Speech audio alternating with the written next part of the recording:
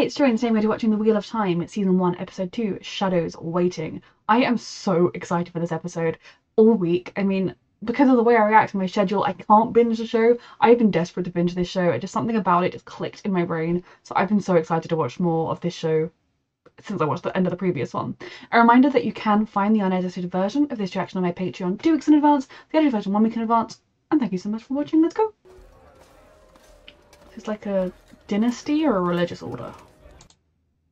The Children of the Light are an organisation dedicated to fighting the shadow and scourging the Dark Friends, followers of the Dark One, from society. Entirely independent from serving a country or crown, men from all over the world choose to follow the way of the light. The organisation has been left unchecked, oh god, for 1,000 years, and as a result, their ideology for hunting the Dark Friend has grown extreme. I mean, this sounds wonderful. Oh dear. Because the flavor doesn't come only oh my god. It's bones enough that you bleed.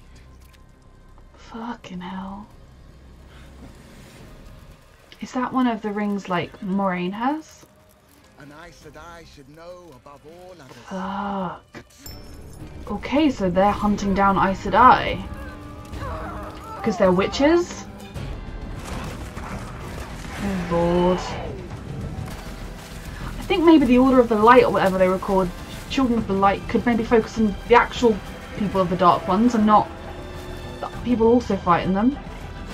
When we're safely on the other side. Mm-hmm. For your life too at this point.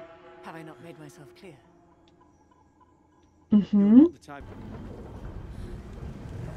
God, in one night, one 24, 48-hour period, their entire lives have been uprooted entirely. How fucking many are there? Oh lord, it's Voldemort. I need to know his name so I can stop calling him the Turf Man name.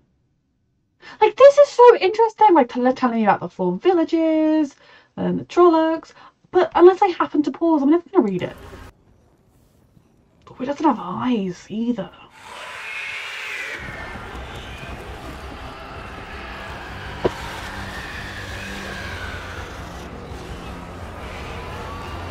The rite is a fade. A fade can force a Trolloc to do most things, but okay, thank you. Come, you'll give them a way to follow us. I can't allow it. I mean, your son is most likely dead. There's 4 of us. The only way to get my son across. Look, honestly, right now, your best hope is that your son sees that there's a lot of people there and is not brave and stupid and reckless and think, I'm gonna go save my dad by myself, is that your son just runs away. I mean, at this point, your son's as good as dead, and so are you. He's gone. He made his choice. I respect him for wanting to help his son, but what did he think he was gonna do? It's a very different world to the one they left. Something that quick. I promise you she didn't feel a thing. We need a plan. He's thinking his wife felt everything. To the ferryman. Come on. Who even knows what the truth is? They say the last dragon broke the world, but the next one will save it. You have to consider this true. Looking mad at you lot. I don't see a feather. Forget what you've heard about the dragon. For sure he will be. Honestly, the safest thing to do right now is to accept that what she's saying is true to a point, but also keep an eye out in case she's just a crazy lady. Like, be aware of both. All of those. Okay, is she trying to work out which of them it is? Because if she figures out that, like, it's her, for instance, then will she just ditch the other 3, or will she try and save them all? Because she's got a mission, and she's very much where the mission comes first. If I had allowed him to take his ferry and cross the river, what would have happened? It's true. The Trollocs would have killed him. Yes, and then Followed us. exactly. It's hard and awful, but in that instance, there was no other way once he jumped in the water. The smallest power in the battles to come. And the question of whether or not she's going to kill them, it basically comes down to if they become a threat, she will, but she's not going to enjoy it or do it by intent, I guess. But it's the same thing. It's the same thing for all of us. So she could become an Aes Sedai. One thing. I want to know which one of them is the dragon so much. Look at the stone. That last, that was yours. And yours alone. I mean, their lives are not what they thought they were. Hers in particular right now. You need to talk to someone about it. It was not your fault. And you definitely need to talk to someone about that. Talk to her about what happened. It was not your fault. I am watching every single one of these people for signs of dragoning. I don't know what those would be. Why are you coughing? Why are you coughing?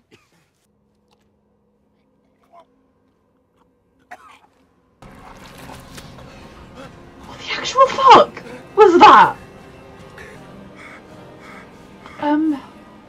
Did you swallow a bat at any point? Is that a sign of being the dragon, that you have bats coming out of you? Oh god. Now, was that telling? Was that like, at least it wasn't really him regurgitating a... Oh no, it was potentially real. Oh good. So was he the dragon? Or is he just having the bat being real? Oh my god, what's happening? Like, was that the dark one or whatever that he saw? Or did bats just die? Did you put this in our dreams? Did they all dream it? Okay. Dreams have power. More than you know. The fact that they don't trust her is not going to make this go easily. Is arrested. No. You do owe them some Where are we answers. going? The White Tower, I think. East. Go where you will then. See, how come I don't believe you'd actually let me do that? I've run out of patience. You've not really given them many answers. I can understand why they'd be frustrated. I also feel like you have no choice but to trust her, and she has mostly proven... I mean, she's proven very trustworthy, so... You got a reaction out of her? Happy? What did she promise you last night? That Kids, you're the this one? is not the answer. You really think you already did?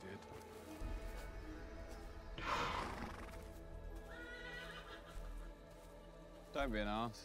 Yes, please don't. We've got each other. That's it. Till then. I do think... Shoot fireballs, so let's try it. I mean, this is the practical outlook.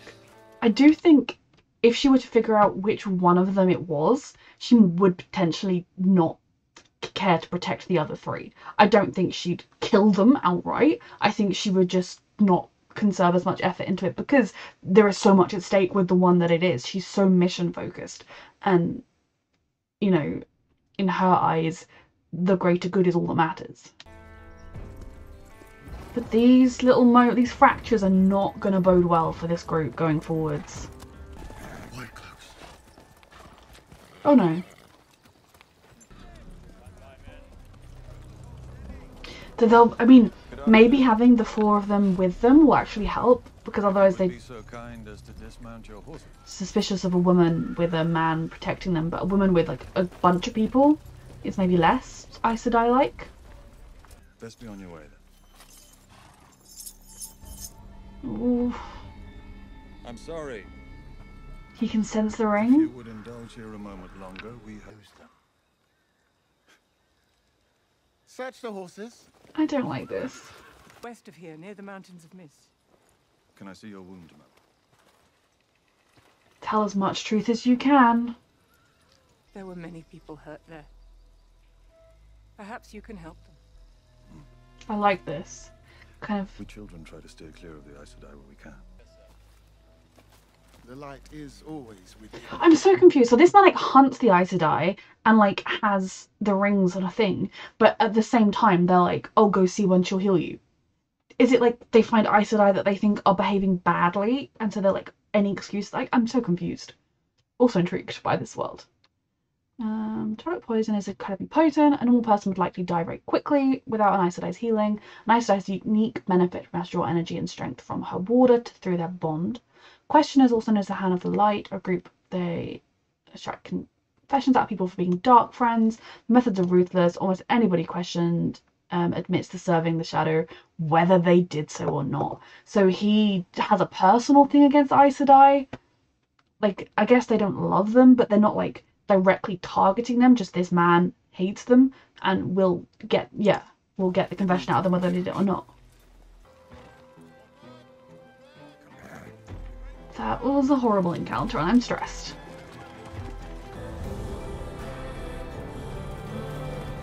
So, is this set in like a futuristic version of our world? Because that's kind of the second thing I've seen that look like old ruins of like current civilization.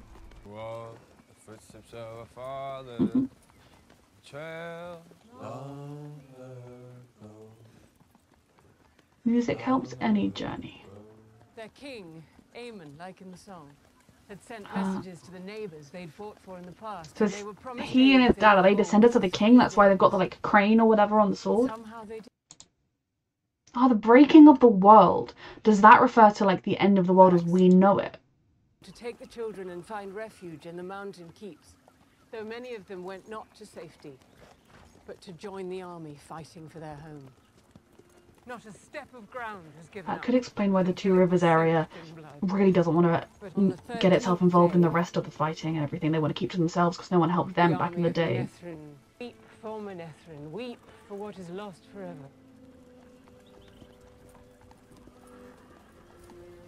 They should know their own history. See, in these times of chatting, she could give them a little bit more information about what the future holds. I suppose she probably isn't 100% clear. I haven't seen sign of Trollocs for days. Or I guess it might not be our world, just the breaking of whatever their world was. You can see the remnants of. Do you want to talk about it? About what? Come on, Ran. You should. Just want you to look at me. And not hate me. He doesn't hate you. He's just hurt. And has lost everything too. He's just, oh God. Father's broken and he's not alone. And has he shown anyone his wound? Because all these howling wolves and he's got a sore leg. Not liking it. Is he poisoned as well? Oh God. Does he think like he deserves the pain, so he's not telling anyone because he deserves to suffer? Because that's not true. For one thing, when he stabbed her, she kind of was coming at him with a blade raised as well. Like they were both lost in the battle.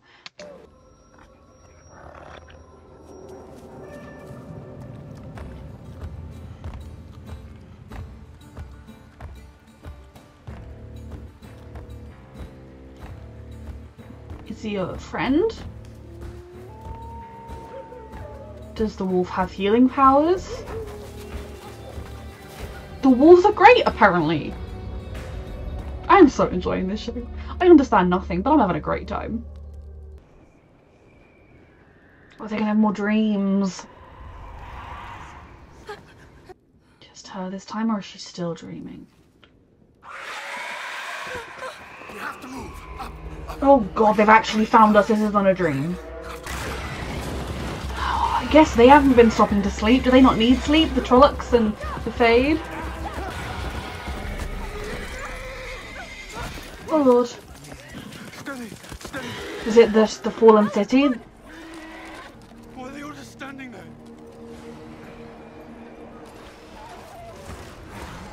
They also won't go near it? Oh, if the Trollocs are scared of this place, I'm definitely scared of it. So it's though I'm now coming to the conclusion it's not like a sort of Shannara future version of our world, but it is a, like when they say the world was broken, the world was truly well and truly destroyed and broken and had to survive afterwards. Is there anything about this place we should have been warned about? Listen. If Egwene can touch the light or whatever, can anyone do anything for her? Can Egwene do something for her?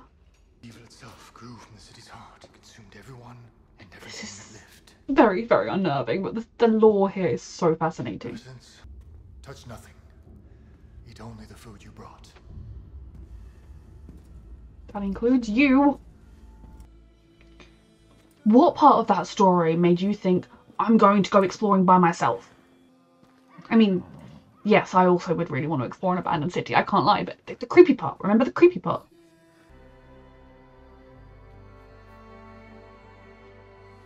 You never stop loving and caring, even if it has to change. And everything they're facing is scary enough to do it. Letting those hurt feelings rule the day.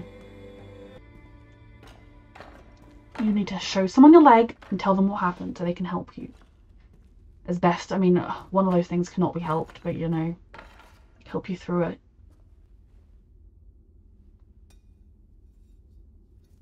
Let some of that feeling out, sweetheart. It's all though. It's not one of us whistling. That's not us whispering. So they're all still having these dreams. Now, is this happening, or is this still the dream? Oh my god, the horse is going to be dead. Or eaten or something. Or just spooked I can deal with. I don't like this place. You're still dreaming, right? It doesn't necessarily make it better. Touch nothing? Remember that thing? Touch nothing? I remember when he said touch nothing. I don't care if the box looks pretty. Touch nothing. Remember, touch nothing.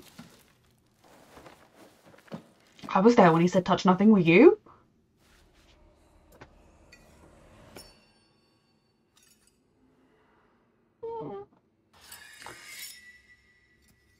This is so unnerving. What are you doing?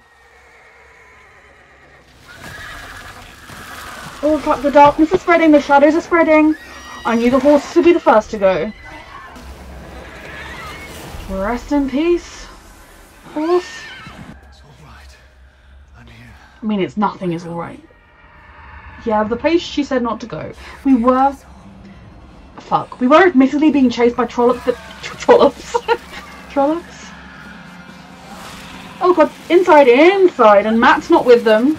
Okay, no, outside works too. So yeah, you don't want to get... Of course we're split up, of course! Why wouldn't we be? I'll find you. She will. Come on, run, let's go. Yeah, let's not get those touching any boots. Come on, I like the four of you. I like the two of them as well.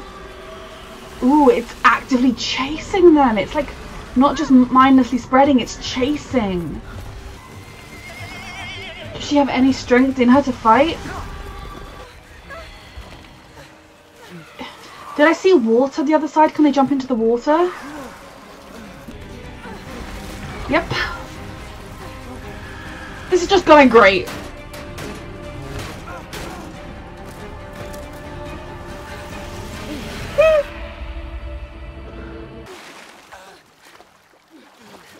We are thoroughly split up now. Can't leave without them. Pretty sure we can. You have zero choices here, my darlings. How the frell do we find each other? So this has gone just like 10 out of 10 for operations.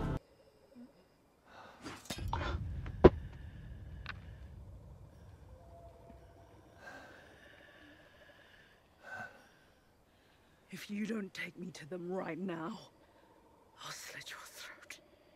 I thought she didn't die.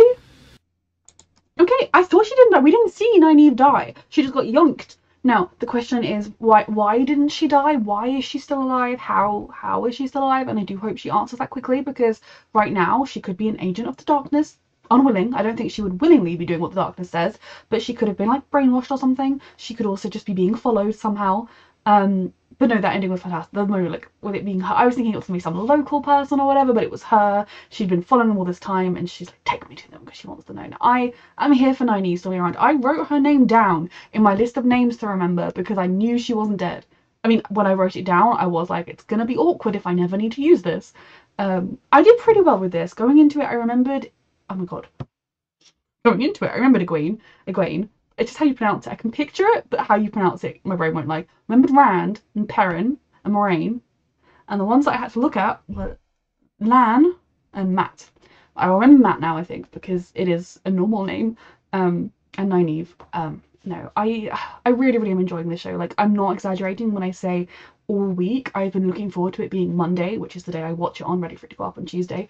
I've been looking forward to this day, and you know, I have a fairly busy schedule, and with my MECFS I can't push myself too much, so like I can't just sit and binge this show as much as I want to.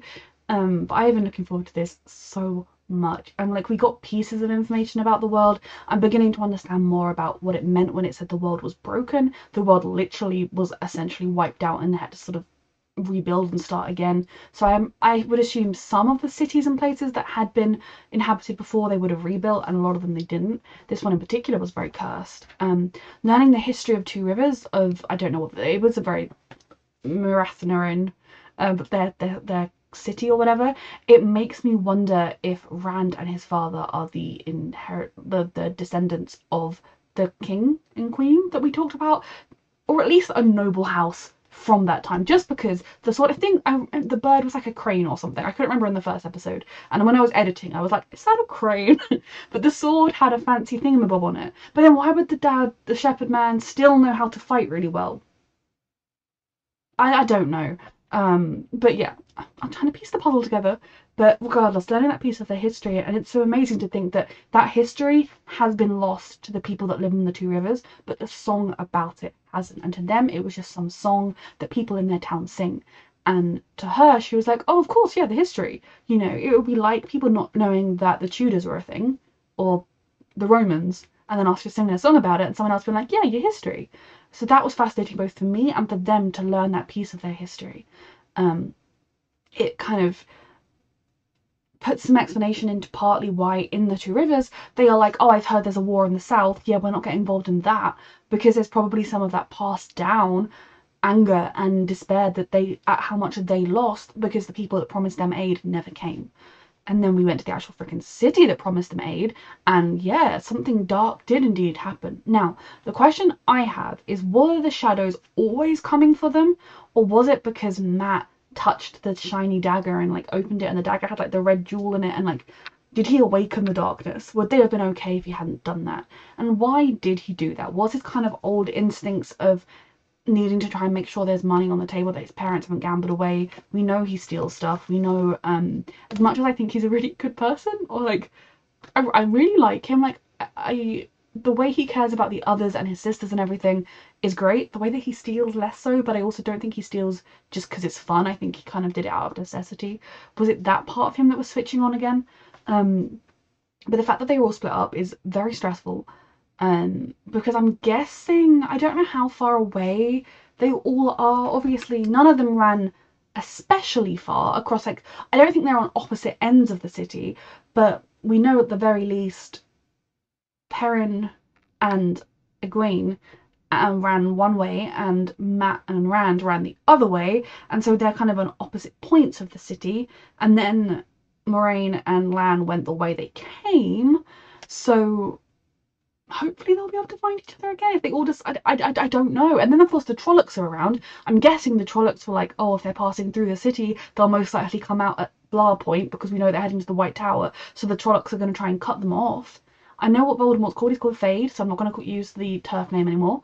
Yeah, so this was another really, really good episode. Definitely, like, it's just slowly building a world. We're having like the odd exposition moment, but it's not like, here we're gonna sit you down and spoon feed you the entire world. You're picking it up piece by piece. The Children of the Light, terrifying. The idea of this once kind of noble and honourable organisation that, you know, it started out with good principles and it has since become this corrupt, power-hungry beast that you have to kind of just appease and get by. And the fact that in the little trivia thing, it said that when he gets confessions, people confess to being servants of the Dark One, whether they are or not, because that is how torture works, and that is how a lot of interrogations work. You're going to say anything to make them stop. And if he has some kind of, he's very creepy. Like, I was a bit confused to begin with, because the fact that he was, you know, burning an Aes Sedai and he had all those rings, it was like, okay, so they're at war with the Aes Sedai. And obviously she hid the fact that she was an Aes Sedai from them, but then the guy was like, we don't associate with them, but you should go see one. So is it kind of, if you're an Aes Sedai, they will hone it in on you a bit more, they will try and trip you up? I'm still not entirely sure what was going on, because they went from like hunting them down to suggesting them as medical care. But I'm guessing they're very suspicious of the Aes Sedai because they have magic and are women. And so it's kind of that, like, they will intentionally try and catch them out or accuse them of doing something, whether they did it or not. And it's just safer to be just a poor innocent woman traveling than it is to be an Aes Sedai traveling. Now, this injury of Moraine's is very inconvenient. Very good for the plot, very inconvenient. But no, it is stressful because normally, if you'd normally be able to travel with somebody, I'm glad that we've kind of heard that they have sent people to the war, they've sent multiple people, that it isn't perhaps a totally useless organization like I was worrying it was in the previous one. But yeah, this wound is very, very stressful. Now, if Nynaeve can already talk to the wind, which we have since learned is the same as what the Aes... I mean, it's not the exact same as what the Aes Sedai do, but it means she's also capable of what the Aes Sedai can do. Does that mean there's a chance she could help with the wound? Because we need Moraine at fighting fits quickly. Stress. I just, every aspect of this world, I want to sit down and pick up a history textbook, non-fiction, about this world and just read it. Obviously, I'm imagining when I read the books, because I do think when the show finishes, I will read the books. If I wasn't reacting, I would be stopping watching, buying the books, reading the books, and then reacting. But as I'm reacting, I will kind of break my normal rule, because the reactions will be more interesting if I am genuinely surprised by things, rather than, I do react to shows that I've read the books for, and I still enjoy myself, and I still hope the reactions are interesting. But in this one, I think, given that I came across the show first, that's what I'm going to do. Like, I don't think I'd even heard of the books until the show existed. Now, our 4 young ones, I call them children because they're like 20 and they're the babies. But no, the 4 youngsters, their entire worlds they were living, their lives had problems. I'm not saying they were living easy lives, but their lives were simple. They kind of had a rough idea of where it was going to go. And even if, like, for Egwene, her life had shifted a bit because she was going to become a wisdom, they fairly knew where they were headed and the track things were going down. And suddenly, out of nowhere, they're on the run. They're probably never going to go home again. Things are completely up in the air. And so then, for each of them individually, for Rand, who did spend a big chunk of this episode sulking, but I'll let him off because all of them are going through hell, and, it did happen on, like, the night his girlfriend broke up with him, essentially. I'm not, if he'd stayed too sulky with her, despite all the life and death stuff, I would have started getting irritated. Was one of the things I praised in the previous episode was that he kind of, as much as he didn't say to her, like, yeah, I'm totally happy that you're choosing to not be with me and to become a wisdom, he also didn't try to guilt her into staying with him or anything. Now, obviously, it is then very difficult to be stuck in this close confines with the person who just broke your heart. But I think he kind of needed that time to just lash out a little bit, to just sulk and just be alone, to realise that at the end of the day they care about each other. None of their lives are going to be what they thought they were. Who the frick knows what's going to happen tomorrow? Who knows where we're going to end up? Yeah, the hurt's still there, but the love is also still there, and there's no point in dwelling on all the sad things when there's enough else that's going on that's hellish. It's kind of where I feel like he ended up. And I mean, I don't think he's going to be, like, skipping down the road anytime soon, but I don't think any of them are going to. I also think his questioning of Moraine was not unreasonable, because she's basically uprooted them from their lives. I mean, as the viewer, we're fairly aware that I believe we can trust her. Maybe it's going to be like, psych, she's actually trying to kill them all, but she has to take them to the sacrifice point. I don't know. I do believe we can trust her, and I do think, like, with the ferryman, he was just an idiot who loved his son. I believe what she says, but, like, it definitely seems to me like she's taking Egwene, I'm so sorry, I need to, like, hear them say her name a few more times, because now that I've got it written down, I'm having that thing of, how do I pronounce this? Where she's taking her under the wing and she's reassuring her, she's giving her the kind of, what the oaths are, and she's kind of, because she sees the potential to be an Aes Sedai in her. But the 3 dudes are also as desperately in need of reassurance as Egwene is. And I do think if right now one of them were to wake up and say, oh, I had a dream in which the dragon anointed me, then they'd be like, right, you're the dragon. I do think she would stop caring about the other 3 in a pure practical sense. I don't think that she is, like, a heartless evil person, but I do think it is very much, this is in a fight for our world, and she has got to protect whoever the dragon is. Right now it could be any of them, so she has to protect any of them. If any one of them were to reveal themselves as the one, she would be like, that is the only one I care about right now, because the stakes are that high for her. Whereas for them, it all doesn't really feel real. They're kind of, do we really believe her? I think what I was trying to sort of say towards the beginning beginning is you have to live and act as though what she's saying is true. She clearly believes it's true, but as though it's right, and then also just keep an eye out in case she's leading you to a sacrificial chamber. You know, kind of go with it. Also, like Matt said, she can have fireballs. Useful person to have around. But I don't blame them for questioning her. It's quite frustrating when you're in this kind of desperate survival, and there are times when you could talk, and she's happy to give you a history lesson about your home, but she won't tell you what's going to happen when you get where you're going. Now, I also do wonder if potentially she's not 100% sure what will happen when she gets where they're going. Also, I guess there's the risk that if one of them were to get taken by the bad guys, they could be like, hey, so next they're going to do XYZ. You know, I feel like there's a reason she's not giving them the information, but kind of just not even giving them the reason and just being like, we're going west. It's kind of frustrating, and I don't blame them, given that their entire lives have been uprooted, for being frustrated. The whole dream thing was with the bulk of the bat. No, thank you. And it's interesting to me. So Rand regurgitated a dead bat. Matt saw the Nexel get snapped, like someone had snapped them. Why was it different? Is there a reason? I mean, we didn't hear necessarily what the others saw. We just know that they also had dreams with bats. And then when they woke up, there were bats. Why did they have different dreams with the bats? Does that matter? Was it just messing with them? And was that the Dark One himself with the red eyes that was watching them? Why is this person tracking them? It definitely, my interpretation, and we've seen since, two of them, Egwene and Matt, wake up from nightmares. It makes me wonder whether the Dark One is also kind of like probing them to try and see which one of them is the dragon, because nobody knows. And, you know, if the dark side can figure out it's that one, like if it's Perrin, then they can just put all their forces, whenever they next catch up with them, into just focusing on the person they want. Whereas, as the moment, there's like a whole lot of people. Moving on to Perrin, he needs to tell someone about that leg. Now, the wolf licking it was a very interesting moment that I also don't fully understand. I was thinking, oh, the wolves have seen some weak prey, they're hungry. They didn't look like the most robust wolf, they looked a bit lean, but he just licked the wound. Did that kind of heal it a little bit? I don't know, but it was a scary moment that became quite a sweet moment. I do feel like he's not telling anybody about the wound, partly because he doesn't want to slow everyone down, but also because he feels like he deserves that pain. After what he did, he thinks he should suffer, and he doesn't deserve forgiveness or help.